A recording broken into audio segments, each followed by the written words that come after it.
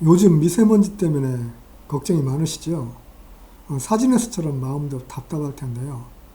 미세먼지는 피한다고 해결될 문제는 아닙니다. 그래서 뭐라도 해야 되는데요. 그 위기를 기회로 바꾸는 지혜가 필요합니다. 그러려면은 지금 미세먼지에 대해서 좀 알아보고요. 그거에 대한 해결책을 한번 알아봐야 되는데요. 지금 지구 온난화 때문에 북극곰들이 순환을 겪는 이런 어떤 그림이 있습니다. 향후에 중국에서 400개 이상 발전소를 더 진다고 그럴수록 이제 미세먼지가 더 심각해지고, 이렇게 방독면을 또 쓰고 살 수는 없는 게 현실이죠. 그래서 우리가 좋은 해결책을 만들어야 되는데요. 공짜 점심은 없다는 말처럼 어떤 문제를 해결하려고 하면은 지피지기가 필요합니다. 어떤 외적인 문제하고 내면에 내 자신에 관한 문제까지 다 알아야지 해결이 됩니다. 그러려면은 이제 어떤 공부가 필요한데요. 현대인들은 과학을 신처럼 여깁니다. 그래서 과학을 이정표로 삼아가지고 이 문제를 해결하려는 어떤 노력이 필요합니다. 먼지와 미세먼지는 크게 다른데요. 지금 일반적인 어떤 먼지들은 큰 문제가 없습니다. 공기보다 무거워가지고 가라앉아서 피해가 적죠. 그런데 이제 미세먼지는 틀린데요. 이게 머리카락이라고 한다고 하면은 미세먼지는 일반 먼지보다 좀 작은 것들이고요. 초미세먼지라는 미세먼지 한 4분의 1 크기인데요. 4분의 1 이하인데 1급 발암 물질입니다. 그래서 이런 것들은 어떤 차량 등에서 발생되는 산화물인데요. 가벼워서 날아다니다가 어떤 우리 몸으로 흡입됩니다. 그래서 문제를 일으키는데요. 미세먼지가 왜 생기나 살펴보겠습니다. 자연은 에너지 법칙이 적용이 되는데요. 작용 반작용이라는 법칙이 크게 작용합니다. 이것은 공짜는 없다, 대가를 치러야 된다, 이런 개념으로 보면 되는데요. 어떤 물질을 태우면은, 산화시키면은 지금 에너지가 나오죠. 그러면서 그 반대로 어떤 쓰레기 같은 산화물들이 나오게 됩니다. 이런 어떤 에너지가 옛날에는 많지 않아서 자연적으로 회복이 됐지만, 오늘날은 너무 과다해서 환경을 파괴시키는 그런 중입니다. 이러한 산화물이 상승해가지고 산성비를 생성하고요.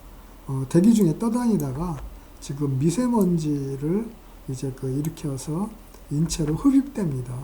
그렇게 되면 인체를 산화시키게 되는 거죠. 인체를 녹슬게 합니다. 산화란 말이 어려운데요. 한번 살펴본다고 하면은 산소가 전자를 빼앗고 그러면 그 물질이 어떤 파괴되는 것, 그것을 말하는데요. 여기 연탄이 있습니다. 연탄은 어떤 원자의 집합인데요. 이런 원자를 살펴보면은 플러스의 핵과 마이너스의 전자가 손을 붙들고 있듯이 남녀처럼 중성 상태입니다. 그래서 이제 새 연탄은 플러스와 마이너스 양이 동일해서 안정 상태입니다. 그래서 여기 전자가 풍부한 상태죠. 새 연탄은. 그러나 이것을 연소시키면은 산화가 되면서 전자가 이렇게 사라지는데요. 산소한테 전자를 빼앗깁니다. 그리 되면 지금 연탄재로 이렇게 바뀌게 됩니다. 지금 원자가 전자를 잃은 어떤 핵만 남은 양성의 상태가 되는 거죠. 그러면은 이 플러스뿐이라 질서가 깨진 상태입니다. 그래서 연탄재는 전자가 고갈된 쓰레기 상태입니다. 산화에 대해서 더 살펴본다고 하면은 산화를 당한 산화물은 전자가 감소하면서 소멸됩니다. 우리가 잘 아는 녹이 쓴다는 것이 이런 개념이죠. 전자를 빼앗겨 가지고서 부서지는 이런 것이죠. 그 다음에 음식물이 부패되는 것도 이 속에 전자를 다 빼앗겨 가지고서 음식물이 썩는 이런 겁니다. 지금 불타는 경우도 마찬가지인데요. 이 불타는 경우는 산화가 급격하게 발생이 됩니다. 열이 가해진 상태에서 산소가 풍부하다고 하면은 급격한 산화가 일어나는데요. 그 반대의 경우가 노화입니다. 지금 호흡으로도 산소의 흡입량을 제한을 하고 온도가 높지 않다고 하면은 서서히 산화가 됩니다. 이런 것이 노화인데요. 이렇게 100년간 타는 것이 인생입니다. 산화를 저지하려면은 우리가 어떻게 해야 되는지 알아볼까요? 자연은 무엇이든지 쌍으로 존재합니다. 양성과 음성, 플러스와 마이너스, 원자에서는 핵과 전자로 존재하는데요. 이렇게 함께 있던 것들이 짝을 빼앗기면은 문제가 생기죠. 이 남자에게 애인이 빼앗기는 일이 생기면은 지금 분노가 일어나고 양성화됩니다. 남성성이 강해지는 거죠. 지금 그러면은 자기 애인을 또 여자를 되찾을 때까지 이렇게 격렬하게 어떤 전투가 일어나는데요. 이런 문제를 해결하려고 하면은 어떤 여성이 필요하죠. 마찬가지로 물질에서도 전자를 빼앗긴 물질이 산화물인데 이런 것들이 해결이 되려고 하면은 전자가 있어야 됩니다. 지금 이게 다정한 연인이 있는데요. 이렇게 다정하게 된 것은 지금 여성을 찾았기 때문입니다. 이러한 것을 물질에서는 환원이라고 하는데요. 환원을 전자를 되찾았다는 이런 의미죠. 이것을 또 다르게는 우리가 잘 알고 있는 항산화라는 용어하고 같은 뜻입니다. 미세먼지는 인체를 산화시키는데요. 그 내용을 한번 살펴볼까요? 지금 연료 물질이 있는데 이 물질에는 앞서서 얘기했던 것처럼 전자가 포함이 되어 있는데요. 이것을 우리가 에너지로 사용을 하게 되면은 이 안에 전자가 고갈됩니다. 전자가 산화되면서 전자가 구멍난 것처럼 이렇게 모질라게 되죠. 이러한 것이 미세먼지의 정체입니다. 이러한 미세먼지는 지금 인체가 다른 물질과 마찬가지로 전자가 풍부하게 들어있는데요. 이런 풍부하게 들어있는 전자를 미세먼지가 탈취해 갑니다. 이렇게 탈취해 가면은 어떤 정상적인 인체가 이렇게 녹이 새는 산화가 발생합니다. 산성안개는 이런 어떤 것들보다 더 무서운데요. 미세먼지가 안개와 접하면은 산화물이 녹아가지고 산성으로 변합니다. 심하면은 10초 수준의 4.0 수준의 안개가 발생한다고 그래요. 우리나라에서 이런 적이 있다고 합니다. 이러한 산화물이 어떤 안개와 만날 때 황산이나 질산 같은 어떤 산성 물질이 되어서 이것이 체내로 깊숙이 들어와 가지고 인체를 산성화시킵니다. 그러면은 피로가 가중되고 노화가 촉진되는데 특히 어떤 노약자들의 경우에는 더 큰 상처를 입을 것입니다. 이 다리는 샌프란시스코 명물인 금문교입니다. 이것은 지은 지 100년 가까이 됐는데도 끄떡이 없는데요. 원래 이런 철물들은 전자가 줄면서 이렇게 녹이 쓰는데요. 그런 것을 막기 위해서 페인트나 기름칠을 하죠. 공기와 접촉을 막아서 산화를 저지시킵니다. 근데 이런 하여튼 해상 플랜트들은 그런 방법만으로는 부족한데요. 바닷물이랄지 이런 데로 전자를 빼앗기기 때문입니다. 그래서 여기에 마그네슘이라는 미네랄을 부착을 하는데요. 미네랄은 원래 전자가 풍부합니다. 그래서 그 전자가 빠져나간 만큼 이렇게 전자를 보충을 해줍니다. 이것을 환원이라고 하는데요.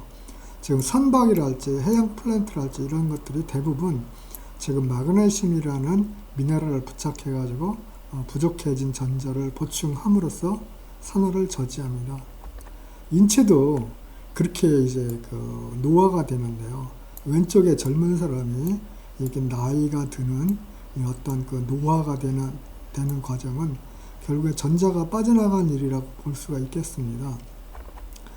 그런데 지금 어떤 전자가 부족한 산화된 식품, 햄버거나 치킨 이런 것들, 이런 것들을 자주 먹거나 또한 그 에너지를 많이 쓰는 과로를 하면은 전자가 고갈됩니다. 그렇게 함으로써 산화가 촉진이 되는 거죠. 반대로 지금 전자가 풍부한 미네랄이 많이 들어있는 자연식품을 먹거나 아니면은 어떤 그 에너지를 세이브를 해가지고서 전자를 환원시키면은 어떤 젊음을 지키는 항산화를 할 수가 있습니다. 그 항산화에 대해서 좀 알아볼까요? 식물이 미네랄로 자신을 지키기 위해서 오랜 세월 만들어낸 것이 항산화물인데요. 여기 사과가 있습니다. 껍질을 벗기면은 바로 썩죠. 그렇지만 그냥 놔두면은 몇 달도 가는데 이는 껍질에 항산화물이 많기 때문입니다.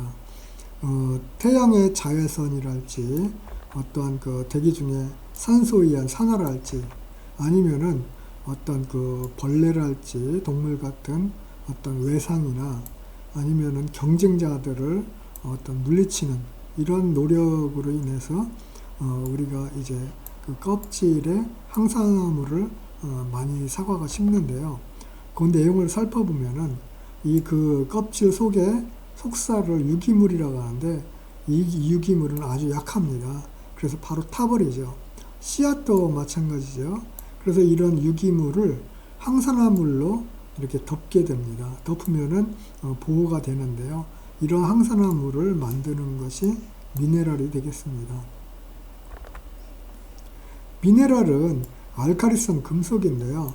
우리가 칼슘, 마그네슘, 칼륨 이런 것들을 우리가 주요 미네랄이라고 하는데 이러한 것들은 전자가 잉여 상태입니다. 전자가 남는 그런 물질입니다. 주로 이런 것들은 땅 속에 있는데요. 지하수가 이런 것들을 녹여냅니다. 녹여내면은 이 그 지하수를 지하수의 미네랄을 어떤 그 식물이 흡수를 하는 거죠. 전자를 흡수를 하는 것이죠. 그렇게 해서 우리가 밥상을 차리면은 이러한 밥상을 통해서 우리가 그 전자를 보충하고 에너지를 충전을 하는데요. 이러한 밥상에 우리가 그 자연식품들은 알카리성, 전자가 많이 남는 알카리성들이 많습니다. 그래서 산화가 저지되는 항산화 성분이 우수합니다. 반면에 가공식품들은 아까 앞서 사과를 얘기했지만은 어떤 껍질을 벗기고 내용물만 쓴다 할지 이런 식으로 쓰다 보니까 지금 주로 산성, 양성 상태의 산성식품이 됩니다. 그래서 이런 산성들은 인체의 산화를 촉진합니다. 우리가 그 전자제품을 좀 알 필요가 있는데요. 인체는 그 전자제품하고 유사하게 그렇게 돌아갑니다. 우리가 전자제품이라고 하면은 전자를 산화시켜서 에너지를 만들어 사용하는 그런 제품들을 말하는데 여기에 이제 그 스마트폰이 있습니다. 스마트폰 안에는 배터리가 있죠. 배터리는 전자를 담는 이 탱크다. 그렇게 봐도 틀린 말이 아닌데요. 그 안에는 용액이 있습니다. 그래 그 배터리를 우리가 충전을 하면은 그 에너지를 쓸 수가 있죠.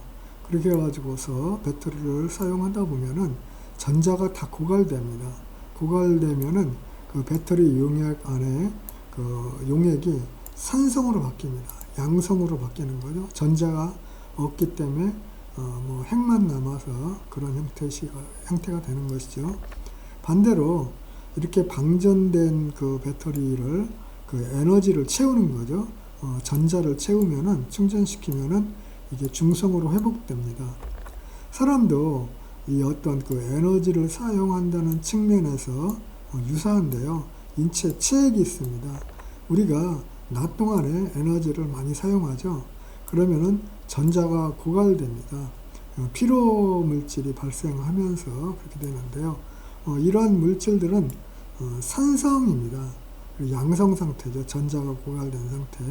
그렇지만은 우리가 밤에 푹 쉬면서 계속해서 전자를 만들어내고 환원시키면은 다시 이 체액이 약알칼리성으로 이렇게 돌아갑니다. 이처럼 인체도 전자제품처럼 매일 전자를 충전하고 그것을 다시 연소 산화시켜 가지고서 에너지를 얻어서 살아갑니다. 물은 어떤 미세먼지 해결책인데요. 지금까지 어떤 미세먼지의 원인에 대해 살펴봤다면은 지금부터는 이 문제에 대해서 살펴보겠습니다. 이 그림은 물이 순환을 하면서 이렇게 그 어떤 지구를 깨끗하게 정화시키는 과정을 나타내는 건데요. 지금 비가 와가지고 미세먼지를 제거하는 방식은 물리적입니다. 이제 어떤 눈에 보이는 깨끗하게 한 정화죠. 반면에 이렇게 비가 땅으로 내려와 가지고서 대지를 만나게 되면은 대지에는 앞서 말씀드렸던 알칼리성 미네랄이 충분하죠. 그렇게 해가지고 이것을 중화시킵니다. 화학적으로 중화시키는 거죠. 미세먼지가 산화물이라고 하면은 이 미네랄에는 전자가 풍부해가지고 이렇게 중화를 시키는 것입니다. 바닷물은 그 약 알칼리성으로 pH 8 정도 되는데 이같이 자연 대부분은 약 알칼리성으로 어떤 산화물, 산화된 것들을 어떤 중화시키는 역할을 합니다. 특히 어떤 그 물의 자식이라고 볼 수 있는 어떤 식물, 숲은 그런 자정작용이 탁월합니다. 이러한 어떤 그 지구에서의 물의 역할이 이렇게 어떤 미세먼지를 물리적, 화학적으로 제거한다면은 인체에서도 수분이 유사하게 작용을 해가지고서 미세먼지를 해결할 수가 있습니다. 우리가 건강에 좋은 물을 살펴본다고 하면은 물리적으로 깨끗해야 되죠. 뭐 당연한 얘기입니다. 그래서 세척 기능이 우수해야 되죠. 그러나 이것은 어떤 필요 조건에 불과합니다. 깨끗한 것만 가지고는 좋은 물이라고 볼 수가 없습니다. 내용적으로, 그러니까 화학적으로죠. 화학적으로 미네랄이 풍부해가지고서 중성 상태를 유지해야지만이 지금 좋은 물이라고 볼 수 있습니다. 그래야지 이러한 물들은 어떤 체내에 쌓인 미세먼지 같은 산화물을 해독을 시켜가지고서 우리가 건강을 지킬 수가 있습니다. 지금 이 그림에서 보이지는 않겠지만 이 안에는 안 보이는 미네랄이 충분히 있어야지만이 그 중성 상태를 유지합니다. 반대로 미세먼지처럼 어떤 이제 전자가 부족한 이런 물질들은 체내에 들어오면은 우리 체내에 있는 전자들을 빨아들여서 석션해가고 빼앗아가가지고 인체를 해롭히는데요. 이와 유사한 물이 우리가 어떤 시중에 많이 범람하는 게 문제입니다. 어떤 물이든지 장단점이 있는데요. 대표적으로 우리가 많이 사용하는 정수기가 역삼투압 방식인데요. 시중에 70%가 이 방식이라죠. 근데 원래 이것은 산업용에 쓰던 것인데 가정으로 들어와서 여러 가지 어려움을 주고 있습니다. 지금 요즘 이제 물 문제로 병물을 사다 먹는 분들이 많은데요. 예산도 그렇고 불편하기도 하지만 더 큰 문제는 플라스틱 문제입니다. 지금 태평양에 한반도 크기의 6배 플라스틱 섬이 떠다니고 있다고 합니다. 아이들은 지금 어른들이 자신들의 미래를 도둑질해 간다고 이런 얘기를 하는데 정말 부끄러운 일이 아닐 수가 없습니다. 지금 물 문제가 사실은 좋은 답이 있는데도 불구하고 이것을 외면해서 문제인데요. 현재의 수도는 아주 좋습니다. 그렇지만은 외면도 문제가 커가지고 지금 허드렛물로나 어떤 수돗물을 사용하는 게 가장 큰 문제입니다.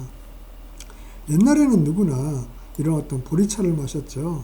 물을 직접 마시거나 보리차를 마셨는데 지금 와서 보면 이런 방식이 더 건강하다는 것입니다. 좋은 물은 우리가 건강에 좋은데요. 하루 필요량이 1.5리터인데 이 양을 우리가 잘 마셔주면은 활력이 넘치고 건강을 지킬 수가 있습니다. 그런데 현대인들은 물을 잘 안 마신다고 하죠. 커피나 이런 걸로 다 대신 마신다고 하지만 이것이 물 문제를 해결하는 것은 아닙니다. 그래서 여성들은 필요량의 3분의 1, 남성들은 2분의 1밖에 안 마셔서 10.89가 갈수 상태라고 합니다. 그래서 산화돼서 무기력한 이런 어떤 그 상황입니다. 그런데 이러한 어떠한 거에 더 가속시키는 문제가 정수기 문제입니다. 어떤 수돗물이란 중성의 물을 정수기를 통해서 산성물을 만들어서 제공하는 바람에 더욱더 어떠한 그 건강에 해를 끼치고 있습니다. 그 벤멘겔리지라는 유명하신 분이 어떤 물 전문가로서 오늘날 그 어떤 그 물을 많이 마시는데 크게 기여하신 분인데요. 이분이 어떤 수분 섭취가 적거나 불량한 물 때문에 그 사실 오늘날 현대인들의 건강에 문제가 있다고 얘기를 합니다. 이분은 원래 어떤 이란에서 교도소에 수감됐던 시절에 물과 소금만으로 수천 명을 이제 다 고치고 그 어떤 그 경험으로 미국에 건너가서 물먹기 운동을 전개하신 분입니다. 정수기에 대해서도 알아볼까요? 어떤 정수기의 어떤 그 필터들은 고성능입니다. 그래서 어떤 수돗물을 이제 흡입을 해가지고서 이제 그 폐수로 내보낼 때 그 정수를 시킬 때 어떤 불순물을 제거를 하죠. 이것까지는 다행인데 문제는 뭐냐면은 워낙 고성능 필터를 쓰는 바람에 미네랄까지 제거됩니다. 그러면 앞서 얘기했듯이 이게 전자 같은 것이 다 결핍돼 가지고서 이 물이 산성이 됩니다. 이 산성이 된 물은 인체를 노화시킨다고 했는데요. 지금 이런 문제들을 우리가 그 시중에서 이제 조금만 이렇게 관심을 가지면은 이런 책도 볼 수가 있고요. 지금 TV에 이분이 뭐 굉장히 유명하신 분이죠.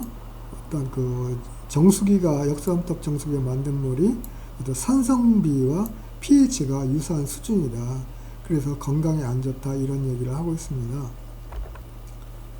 그 아이러니한 거는 물은 부족해야지 우리가 이제 귀하게 대접을 받는다는 건데요. 지금 아직도 아프리카의 많은 나라들이 물이 부족해서 물을 이제 받으려고 기다리고 있는 모양입니다. 그래 이제 깨끗하지 못한 물을 늘상 먹고 부족해서 문제가 되고 그러는데요. 이런 것들이 사실은 우리가 수십 년 전, 불과 이렇게 이것도 오래되지 않았는데요. 댐이 생기기 이전에 우리는 늘 물이 부족해서 문제가 됐는데 이렇게 물장사가 어떤 물을 팔고 그 물을 이제 돈 주고 사 먹는 그 물을 받아서 항아리에 담아서 먹던 이런 어떤 시절도 우리에게 있었습니다. 이런 물 문제가 해결이 된 것이 댐 때문인데요. 이 그림은 소양강 댐입니다. 이 댐을 어떤 지금 산업화 초기 단계에 73년도에 소양강 댐을 400억 정도에 건설을 했습니다. 아마 지금 건설을 하려면은 수십조 원이 들 텐데요. 그래도 어려운 것은 환경단체가 이제 입김이 크기 때문에 이런 댐은 이제 영원히 질 수가 없는 것이죠. 이런 식으로 정수장도 많이 져가지고 저희들이 물 문제를 해결했습니다. 그래가지고 우리가 늘상 안전하고 안전한 수돗물을 풍부하게 이렇게 마실 수가 있는데요. 그럼에도 불구하고 지금 이제 여러 가지 문제가 되는 것은 외면 때문입니다. 우리가 국가에서는 많은 돈을 들여가지고 첨단 기술로 수돗물을 잘 만들고 또한 그것을 이제 검사를 하지요. 검사를 하는데 미국이나 캐나다 같은 나라보다도 2배 이상 많은 항목을 검사를 합니다. 이렇게 품질 관리가 철저하지만 지금 실제로 수돗물을 직접 먹는 사람들은 얼마 안 됩니다. 그리고 끓여서 먹는 사람들이 요즘 늘긴 하지만 아직도 많은 사람들이 정수기 물을 먹고 있는 게 문제입니다. 지금 이제 외국은 이제 미국은 2명 중에 1명, 일본은 3명 중에 1명인데 비해가지고 우리는 뭐 어떤 10몇 명 중에 1명 정도만이 수돗물을 직접 음용하는 실정입니다. 지금 그 수돗물을 건강하게 마시는 방법에 대해서 연구를 해봤는데요. 이제 차로 끓이면은 미네랄이 크게 증가합니다. 각종 이제 차를 그림에서 보는 것처럼 이렇게 지금 끓여 보니까 수돗물을 기준으로 할 때 지금 어떤 이 병물보다도 미네랄이 수돗물이 많은데요. 지금 그보다 훨씬 많은 것이 어떤 보리차나 결명자 이런 차들입니다. 특히 어떤 결명자 차 같은 경우는 이 초록색이 칼륨인데요. 이게 대폭 증가한 것을 알 수가 있습니다. 지금까지 어떤 미세먼지가 어떻게 생기고, 그 다음에 이것을 어떻게 막아내야 되는가, 이런 거를 어떤 물과 관련해 살펴봤는데요.